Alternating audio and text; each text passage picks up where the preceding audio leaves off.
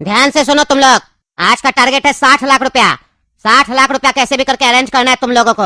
एक एक आदमी को 10 लाख रुपया का अरेंज करना पड़ेगा और जो सही से कलेक्शन नहीं किया उसको मार दिया जाएगा।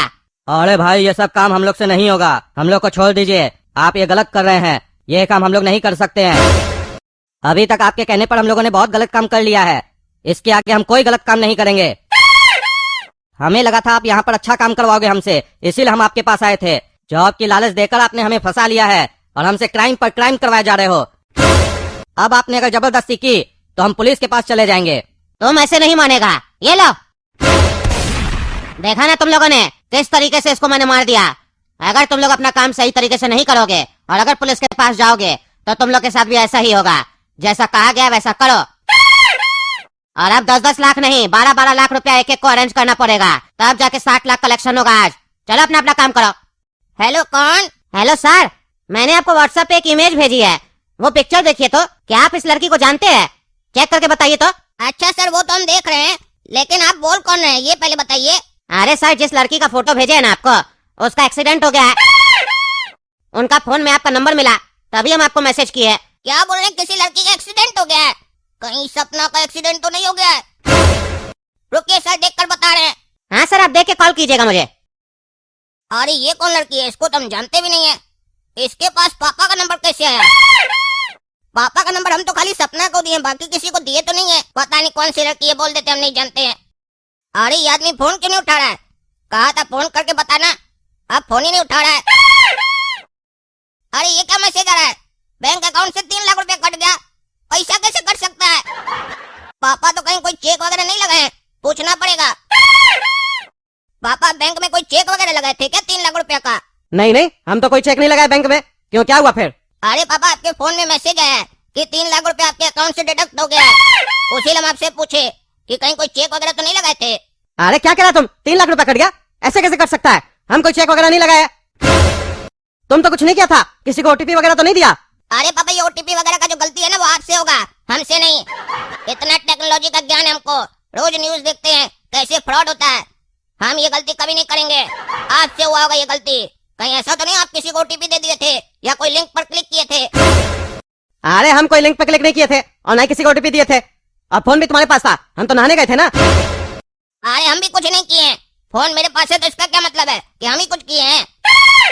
आपको ध्यान से याद है ना, कहीं कोई गलती तो नहीं की है या कोई अननोन ऐप वगैरह डाउनलोड तो नहीं किए फोन में आप? अरे हम कुछ नहीं किए। चलो बैंक चल के पूछते हैं। जितना देर तुम लगा रहे हो ना बहस करने में, उतना देर में जो पैसा निकाला है ना मेरा खाता से, वो पैसा विड्रॉ करके भाग भी जाएगा। अरे मैनेजर साहब, मेरा बैंक अकाउंट से 3 लाख रुपया कट गया। मैसेज आया हमको, 3 लाख रुपया कट गया। हम कोई चेक वगैरह नहीं लगाया, नहीं हम किसी को पेमेंट किए। ये 3 लाख कैसे कटा है? और नहीं हम किसी को ओटीपी दिए। अब ये नहीं कहिएगा कि आप ओटीपी दिए किसी को, कुछ नहीं दिया हम। कैसे कट गया मेरा पैसा? अरे भाई साहब रुकिए रुकिए, आराम से बात कीजिए। आपका पैसा जो भी निकाला है आपको मिल जाएगा, अगर आपसे कोई गलती नहीं हुआ होगा तो। पहले ये बताइए, कहीं ऐसा तो नहीं डेबिट कार्ड का सीवीवी नंबर जो होता है वो आप दिए हो किसी को? क्योंकि आजकल ओटीपी वगैरह तो लोग नहीं देता है, कार्ड का डिटेल दे देता है। आप कहीं कार्ड का डिटेल तो किसी को नहीं दिए हैं? अरे हम कुछ नहीं दिए, और अगर कोई कार्ड का डिटेल देता भी है तो भी तो ओटीपी आता पैसा कटते समय। अगर हम कार्ड का डिटेल दिए भी होते तो ओटीपी तो आता ना। कोई ओटीपी नहीं आया और ना ही हम किसी को कार्ड का डिटेल दिए। अरे भाई साहब, आप किस दुनिया में हैं? जरूरी नहीं है कि आपको ओटीपी आएगा। कई ऐसा वेबसाइट है जहां पर कार्ड का डिटेल डाल देने से सीधे पैसा कट जाता है, क्योंकि इंटरनेशनल पेमेंट का जो सेटिंग होता है ना, उसमें ओटीपी कई बार ऑफ होता है। चलिए ये बताइए, कहीं ऐसा तो नहीं कोई आपको कॉल आया हो और फालतू में हेलो हेलो कर रहा हो, आप भी उसके साथ लग गए हो हेलो हेलो करने में, और उतना ही देर में वो कोई सॉफ्टवेयर या कोई चीज आपके फोन में कर दिया वहां से बैठे बैठे? ऐसा कुछ हुआ था क्या कुछ दिन के अंदर? अरे सर, ऐसा कुछ नहीं हुआ था। आज सुबह तक कुछ नहीं हुआ था, हम नहाने गए थे। मेरा बेटा है ना काला कद्दू, इसके पास मेरा फोन था, ये भी कह रहा है कुछ नहीं हुआ था, अपने आप पैसा निकल गया। अच्छा बेटा, तुम बताओ, ध्यान से याद करके बताना, जब तुम्हारे पास फोन था कहीं कोई ऐसा स्क्रीन पर डिस्प्ले हुआ था मैसेज कि आपका कॉल फॉरवर्ड हुआ है? ऐसा कुछ हुआ था? नहीं नहीं सर, ऐसा कुछ भी नहीं हुआ था।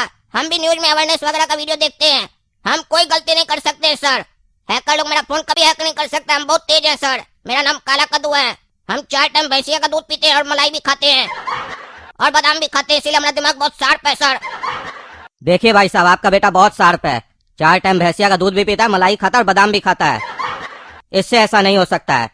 आप ही सोच कर बताइए, कहीं कोई आप ही गलती किए हो? अरे चुप रहिए, हमसे ऐसा कोई गलती नहीं हुआ। मेरा पैसा हमको वापस चाहिए। ये कौन सा नाटक है बैंक का?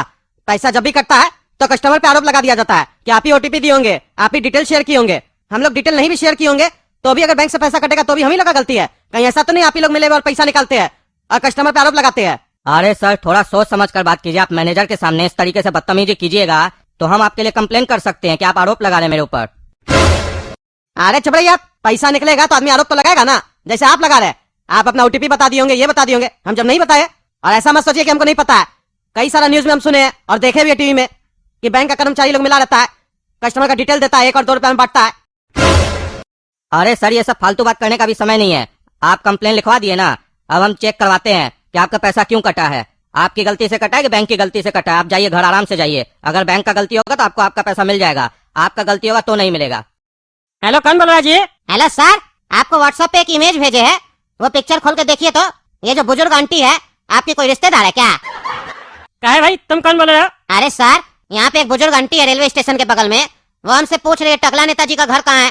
हम खो गए, मेरे पास एड्रेस नहीं है उसका, इसीलिए हम आपको कॉल किए। पिक्चर में देख के बताइए ना, बुजुर्ग आंटी आपकी जान पहचान की है क्या? अगर जान पहचान की होगी तो आके ले जाइए, आंटी बेचारी घूम रही है इधर उधर। अरे हाँ, हम अभी देख रहे हैं, रुको तुम। अरे सर, चेक करके कॉल कीजिएगा। अच्छा ठीक है ठीक है। अरे ये कौन बढ़िया, इसको थोड़ी ना हम जानते हैं। अभी फोन करके उसको बोलते हैं, हम नहीं जानते इसको। अरे यार, फोन नहीं उठा रहा, कैसा आदमी है? सामने से फोन किया, बोला चेक करके बताओ, और चेक करके कॉल करे तो कॉल नहीं उठा रहा। रहने दो, अपने कॉल करेगा। अरे ये क्या मैसेज आ रहा है? मेरा बैंक अकाउंट से 70 लाख रुपया उड़ गया। क्या मजाक चल रहा है? ये 70 लाख रुपया कहाँ से उड़ गया मेरा? हम तो किसी को ओटीपी वगैरह भी नहीं दिए। अभी जाते बैंक पता करते हैं क्या चल रहा है, कैसे पैसा निकला मेरा। अरे मैनेजर, क्या नोटंकी चल रहा है? ये मेरा 70 लाख रुपया बैंक खाता से कट गया, क्या नोटंकी चल रहा है? हम किसी को ओटीपी वगैरह नहीं दिए और ना ही हम पेमेंट किए, मेरा पैसा वापस करो। क्या कह रहा टकला, तुम्हारा भी 70 लाख रुपया कट गया, मेरा भी 3 लाख रुपया कट गया। जरूर ये मैनेजर लोग मिला हुआ है, पैसा निकाल रहा है। हम कंप्लेन करने हैं तो हमको बोलता है तुम डेबिट कार्ड का अपना डिटेल शेयर किया होगा। उल्टा सीधा बोल रहा है। हम लोग का बैंक खाता से पैसा निकल के ऐश कर लोग। मेरा 2-3 खाता और इस बैंक में, सारा पैसा निकालेंगे, नहीं रखेंगे रुपया यहाँ पे हम। आप सारा पैसा घर पे रखेंगे, बैंक में नहीं रखेंगे। और कद्दूपुर का सरकार बोलेगा पैसा घर पे क्यों रखा है, तो उसको बोलेंगे पहले लिख के दो, बैंक में पैसा रखेंगे तो चोरी नहीं होगा। मेहनत करके टैक्स देके पैसा बैंक में रखेंगे। कद्दूपुर का सरकार बोलेगा बैंक में पैसा रखो, और उसके बाद बैंक से पैसा निकल जाएगा तो बोलेगा आपको ये ध्यान रखना चाहिए, वो ध्यान रखना चाहिए। सब कुछ ध्यान रखने के बाद भी पैसा निकल जाएगा तो बोलेगा ध्यान नहीं रखे होंगे। उसके बाद तुम झोला लेके घूमते रहो। हम नहीं रखेंगे इस बैंक में 1 रुपया भी, ये बैंक हमको फ्रॉड लगता है। अरे तुम बिल्कुल सही बोल रहा है। यार मैनेजर, ज्यादा चल गया, पैसा निकलता है, तुम अंदर करवा देंगे। टकला नेताजी, देखिए, बैंक का कोई भी स्टाफ चोर नहीं है और कोई भी मिला हुआ नहीं है ऐसा लोग के साथ, समझे? तो फालतू का आरोप लगाना बंद कीजिए और आप लोग निश्चिंत होकर घर जाइए, चिंता मत कीजिए। ये हम लोग की बैंक की प्रेस्टीज का सवाल है। अब हम जाएंगे थाना और कंप्लेन करेंगे कि आप लोग का पैसा निकला, और पता करेंगे कि पैसा गया तो गया कहाँ, और कोशिश भी करेंगे आपका पैसा वापस दिलाने का। अरे इंस्पेक्टर दारा, मानना पड़ेगा, आप ईमानदारी से काम किए, इतना जल्दी इस फ्रॉड लोग को पकड़ लिया आप। अरे टकला नेताजी, मेरा नाम है इंस्पेक्टर डारा। दिन में दिखा देते अपराधी लोग को तारा। अगर पुलिस वाला ईमानदारी से काम करना चाहे ना तो ऐसा अपराधी लोग को पकड़ना कोई बड़ा बात नहीं है। प्रशासन अगर ठान ले पकड़ना तो पकड़ लेगा, ढील देगा तब ऐसा अपराधी लोग बढ़ते जाएगा। लेकिन हम ढील नहीं देते हैं, किसी का कंप्लेन आते ही लपेट लेते हैं, क्योंकि हमको कद्दूपुर में कोई भी क्राइम नहीं चाहिए, क्राइम फ्री चाहिए कद्दूपुर। आप लोगों का जो पैसा है ना, यही निकलवाया है इन लोग से जबरदस्ती। ये मेन लीडर है गैंग का। आज इस लीडर को जज साहब के सामने कोर्ट में पेश करेंगे, आप लोग को भी आना पड़ेगा। अरे हाँ आएंगे, बांस करवाएंगे इसको, पैसे निकलता रे, हैकर बनता है, जबरदस्ती हैकिंग करवाता है। कोर्ट में चलो ना, तब बताता है जज तुमको, ईमानदार जज किया जाओगे ना, बांस करेगा तुमको। क्या रे, दूसरे का माल चुराने में बहुत मजा आता है तुमको, हैं? रंगबाजी करता है तुम। पहले घर घर जाके चोरी करता था, अब मोबाइल से चोरी करने लग गया। कैसे चोरी करता है रे तुम, बिना ओटीपी वगैरह लिए? बताओ तो। अरे जज साहब बताएंगे तो छोड़ दीजिएगा। अरे हाँ हाँ छोड़ देंगे, तुमको इनाम देंगे। तुम इतना अच्छा टेक्नोलॉजी का खोज किया है, तुमको इनाम नहीं मिलेगा।